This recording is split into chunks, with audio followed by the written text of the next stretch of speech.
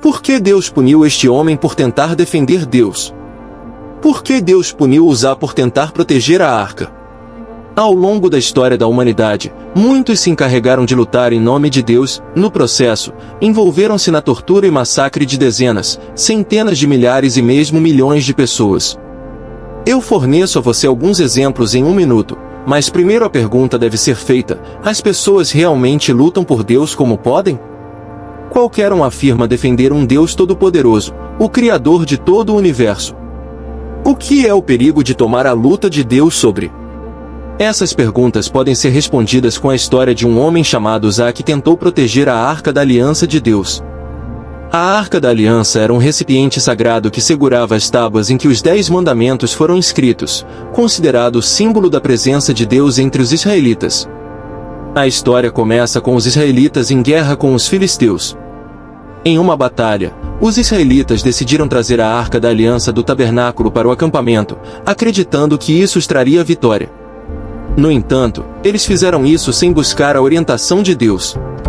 Apesar da presença da arca, os israelitas foram derrotados, e os filisteus capturaram a arca, levando-a para a cidade de Asdod e colocando-a no templo de seu deus Dagom. Na manhã seguinte, os filisteus encontraram a estátua de seu deus Dagom caída diante da arca. Eles a colocaram de volta, mas o mesmo aconteceu no dia seguinte, com a cabeça e as mãos de Dagom quebradas. Logo depois, os filisteus começaram a experimentar várias pragas e infortúnios, incluindo um surto de tumores ou furúnculos. Quando perceberam que as calamidades estavam relacionadas à presença da arca, decidiram devolvê-la aos israelitas. Depois de receber a arca, o rei Davi a trouxe de volta a Jerusalém, transportada em uma carroça. Em um ponto, os bois puxando a carroça tropeçaram, e Uzá, um dos homens que acompanhava a arca, estendeu a mão para fixá-la. No entanto, quando Uzá tocou a arca, foi atingido por Deus.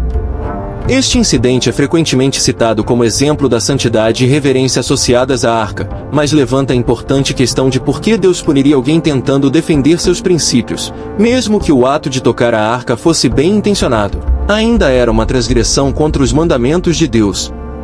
Se Uzá pôde ser punido por tal ato bem intencionado, por que as pessoas pensam que podem lutar em nome de Deus e defender seus ideais, ferindo e matando os outros?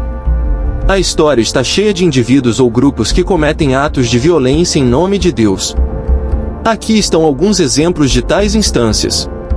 A Inquisição Espanhola, estabelecida para garantir a ortodoxia da Espanha e erradicar a heresia, resultou em torturas e execuções em nome da purificação da Igreja Católica.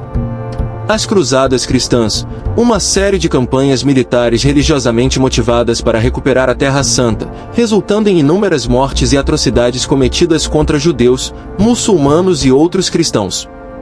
Os julgamentos das bruxas de Salem em 1692 levaram à execução de várias pessoas acusadas de bruxaria, a maioria das quais eram mulheres e meninas. Terrorismo religioso. Organizações como a Al-Qaeda, Boko Haram e usaram Deus como pretexto para praticar atos de violência em nome do Islã. Estes são casos extremos e não representam as comunidades religiosas mais amplas, onde a maioria promove valores de paz, compaixão e justiça. A história desses ditos lutadores de Deus, e até certo ponto dos equivocados, mas bem intencionados, como Uzá, é um lembrete de que Deus é todo-poderoso, o Alfa e o Ômega, e não precisa da intervenção humana em seu grande projeto para o universo. Devemos lembrar que Jesus advertiu a Pedro quando ele tentou defendê-lo de ser preso, dizendo que poderia chamar sobre seu pai e ter imediatamente mais de 12 legiões de anjos à sua disposição, Mateus 26:53. Isso nos lembra de que Deus é perfeitamente capaz de lutar por si mesmo. Obrigado por assistir, e que Deus o abençoe.